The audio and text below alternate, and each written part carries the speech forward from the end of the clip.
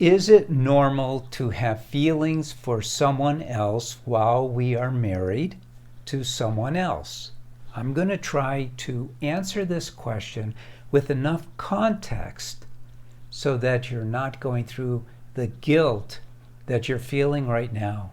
My name is Paul Friedman. I founded the Marriage Foundation, and I did so based on universal principles, which is what we use to help people with their marriages rather than with psychobabble. I'll just say it. So part of the universal principles is that we're a soul. We're a soul, and this isn't a religious talk, but we're a soul, and we have a mind, and we have a body, and we have very deep-seated memories for those that we have met in the past. Some of those memories are good, some are not so good.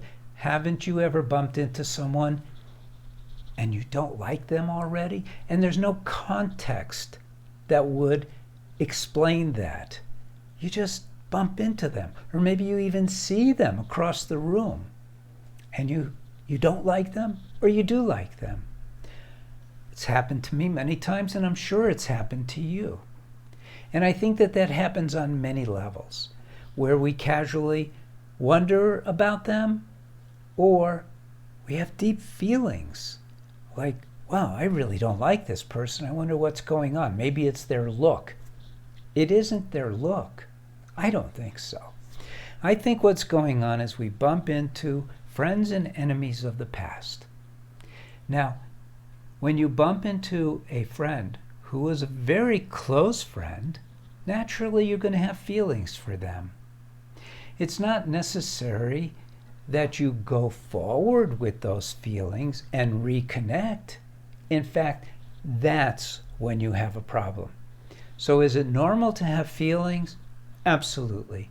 It does happen. It doesn't happen to everyone, but it happens. Now, is it okay? Sure, it's okay. You can have feelings for them, but you want to be able to put that into a box in your mind. You don't want to start thinking about them day and night. You don't want to lose sleep over it, because we are in a situation, and that situation, in this case your marriage and your other associations, have a big influence on how you run your life. You have to make decisions based on what's really going on right now, not necessarily your feelings. Now, if you're a man, you've been pulled over by a cop and you wanted to hit the cop. You don't run with those feelings. If you're a woman and you bump into somebody who has done something to you behind your back and you know you want to tear their hair out. Sorry for these gender-based illustrations, but you get the meaning. You don't have to follow through on any feeling that comes your way. That is what you have to watch out for.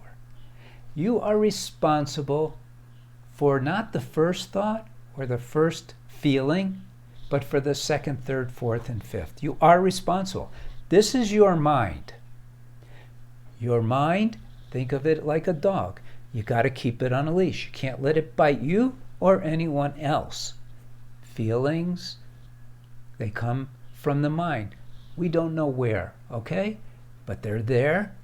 What you do with them matters. Let's look at it as karma, you might say. Let's say you're a man and you see someone who's very attractive, or maybe not even that attractive, but all of a sudden you feel something for her. And you're thinking, I wonder what this magic spark is. Don't wonder. Move on. Don't allow it to take space in your mind. It can happen that happens. Don't talk about it. Don't bring it up with your wife. Let's say you're a wife and you bump into somebody who knows where, at work, at a party, at a Starbucks, and you have this sensation. Yeah, that happens all the time. But if you're a married woman, you don't go there. What you do instead is the same as a man does. you put it away. You put it away in a part of your mind where you don't go for it. You don't let your imagination run with you. You don't start thinking about it. Remember, it's your mind. You have to control it. You're a soul. I have a very high regard for our past, but I don't live in it. And who knows, maybe there's the element of reincarnation involved in this. None of that matters. None of it matters. Maybe you're bumping into this soulmate of who knows how long. Doesn't matter. You're with someone now. You're dedicated to living with the person you're with now in a way that is filled with love and happiness. The last thing you want to do is take away from either of those. It's very important. You should subscribe to this channel because it's very important that you learn how to drive your marriage. Your marriage, think of it as this bubble that only two of you are in. And in that bubble is what you put in and what your husband or your wife puts in. If it's all sweet and loving and positive, your marriage is going to be amazing, off the charts. But if you allow random thoughts to grow in this bubble that distract from your attention to the marriage, you're in trouble. It's really that simple. You have free will. That means that you're in charge of every thought that you have after the first one and every action that you make, whether it is a thought, a feeling, speech, or an actual action. You see, it's really simple. All right, hopefully this has helped you and you understand. No guilt, no shame, just is, let it go. Move on. Be with your spouse and make your marriage phenomenal. You have the power to do so. And in my opinion, because we have free will, and there is such a thing as happiness, what that tells me is that happiness is a birthright as long as we do what we're supposed to do to achieve it. It's not dependent on outer conditions. Same for that prize of all prizes, love, unconditional love.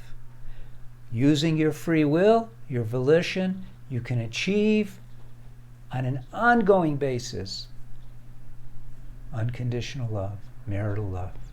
Thanks for spending time with me. I'm Paul Friedman. I founded the Marriage Foundation to be of service to you. Visit our website. God bless and take care. Thank you.